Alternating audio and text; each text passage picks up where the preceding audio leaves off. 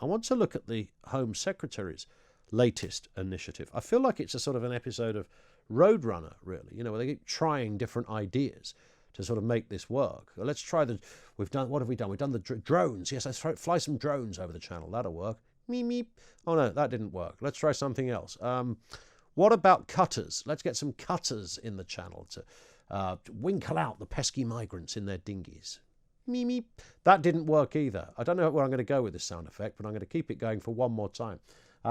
Here's another idea. Meep, meep. It's the send them to an island. This is the Home Secretary. She's asked officials to look at sending asylum seekers to an island 4,000 miles away. Civil servants, yes, and go on your own dinghy. Can you imagine that? Man alive. That'd be cruel, wouldn't it? That would be cruel.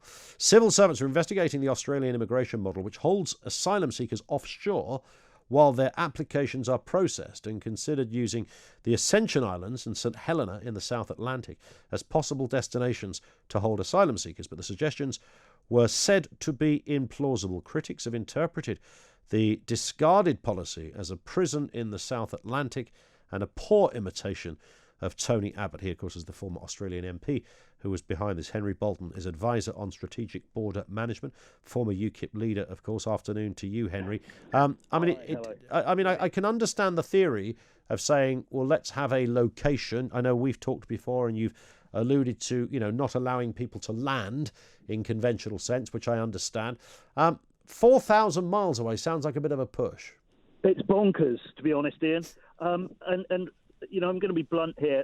The Home Office, and I know this from conversations at a senior level in the Home Office, the Home Office is scrabbling around, chasing ideas with no real strategic idea as to what they're trying to achieve, apart from to mitigate bad headlines. They've got no clue, bluntly. At one end, you've got Border Force officials or Border Force staff who are, they're tactical commanders on the ground. That's one level. And at the top level, the strategic sort of overview, frankly, we've got senior civil servants and ministers who really have no idea at all. And in the middle, there should be a layer of competent advisors who know what they're doing, who've done this elsewhere. And I'm afraid, going to Tony Abbott, much as Tony Abbott, was to an extent successful in Australia, it's a very different set of circumstances to the UK. It's a balmy idea to try and do that. Okay, get it. Somebody suggests it. Look at it. Then it needs to be discarded in about sort of 10 seconds. It was ridiculous. If there was a massive island in the Channel somewhere, I mean, would that might work. So it's. I agree. Just it's off legit off the Kent coast or yes. something, but there isn't. What should happen is that the equivalent would be a holding facility where migrants can be assessed, given a quick sort of overall assessment, not only for their asylum claim, but for welfare and health care and so on. Give them a check over, hold them there for a couple of days after that assessment, and then send them back to France on a scheduled trip back to France. Keep bringing them into the UK past technically immigration controls at Dover means that we take full responsibility for them, and then it becomes very difficult to return them. But we don't need to put them on an island in the mid-Atlantic. I mean, that smacks of sort of exiling Napoleon or something. Yeah. And the cost would be prohibitive. I mean, it's balmy.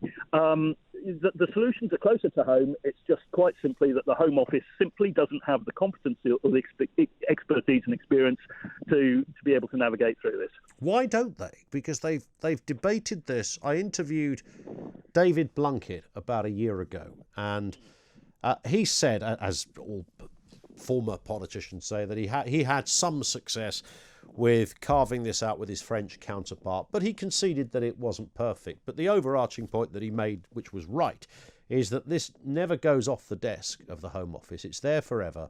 It's pushed to one side. Somebody comes up with another one of these roadrunner initiatives and says, this is the way to do it. And then it gets kicked into the long grass again. And once in a while, and we've seen it because of the nature of the channel crossings lately, Henry, it comes back under the spotlight and then it's quietly put to one side again. Do they want to solve this problem? I think they do. I'm afraid I'm going to call it incompetence. I've helped 14 countries to write national integrated border management strategies, air, land and sea, national international dimensions to them. And in the UK, we've got about 17 different agencies, government agencies, all working on our maritime borders. And there is not one, they all answer, or many of them answer to entirely different ministries and there is no overarching policy strategy to ensure that their efforts are coherent, integrated and mutually supporting. And that, to me, is balmy. Even Albania has such a policy. The UK doesn't. I've been banging on about this for years, literally years, both the Foreign Office and the Home Office.